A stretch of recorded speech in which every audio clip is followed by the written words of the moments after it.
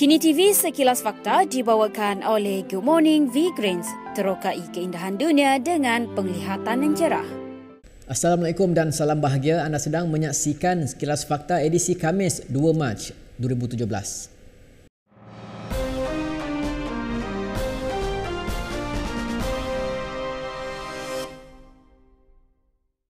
Selepas seorang anggota parlimen mempertikaikan pendirian Mufti Perlis berhubung cadangan pindaan Akta 355, Datuk Dr. Muhammad Asri Zainul Abidin berkata beliau hanya akan berdebat mengenai hal itu dengan Presiden PAS, Datuk Seri Abdul Hadi Awang. Bercakap kepada Malaysia Kini, Asri berkata itu pun jika Abdul Hadi mahu berbalas hujah dengannya. Jelas Asri beliau tidaklah mencabar anggota Parlimen Kuala Nerus, Datuk Dr. Khairuddin Aman Razali yang bulan lalu berceramah dan mencadangkan supaya kepalanya disekeh kerana mempertikaikan cadangan pindaan akta berkenaan. Dalam pada itu, Khairuddin yang juga Ketua Penerangan Dewan Ulama PAS bersedia berhujah dengan Asri.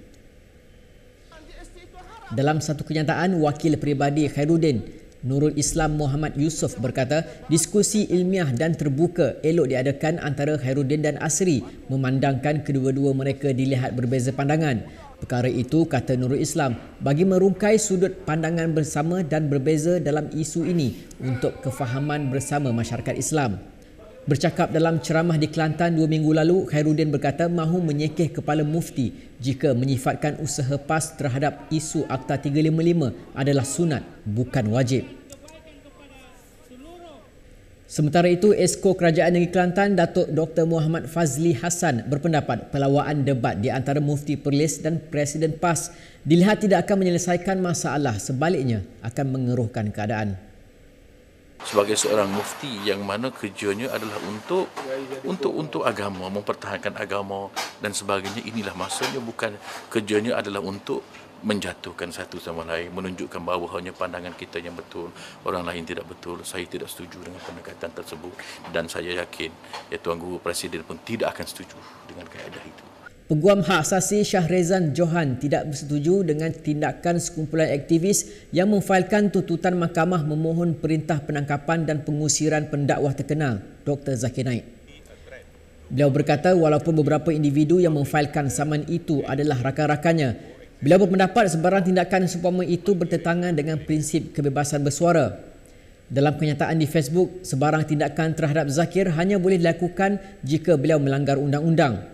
Syahrezan juga melihat persamaan dalam permohonan plaintiff untuk mengisytiharkan Zakir sebagai ancaman keselamatan negara sebagai cubaan untuk mewajarkan tindakan pencegahan terhadapnya seperti yang dilakukan oleh kerajaan yang mahu lebih banyak undang-undang yang mengekang. UMNO, parti Melayu terbesar di negara ini, hanya menikmati 40% sokongan Melayu pada masa ini.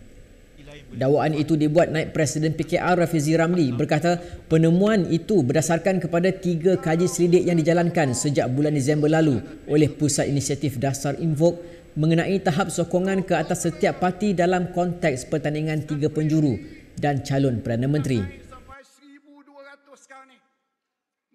Paling menariknya, daripada 3 survey, setakat 50% yang kami dah dapat setakat ini, transferability study dan juga PMship study, sedangkan angka parti lain boleh berubah ikut macam-macam. Angka UMNO tetap sama, 40% ke bawah. Maknanya saya tidak ada sebarang ragu-ragu lagi bahawa undi UMNO itu telah pecah. Jangan lupa layari laman web kami di kinitv.com/bm untuk berita selanjutnya. Saya Fazlan, salam hormat dan jumpa lagi. Kini TV Sekilas Fakta dibawakan oleh Good Morning V-Grains. Terokai keindahan dunia dengan penglihatan yang cerah. Good Morning V-Grains.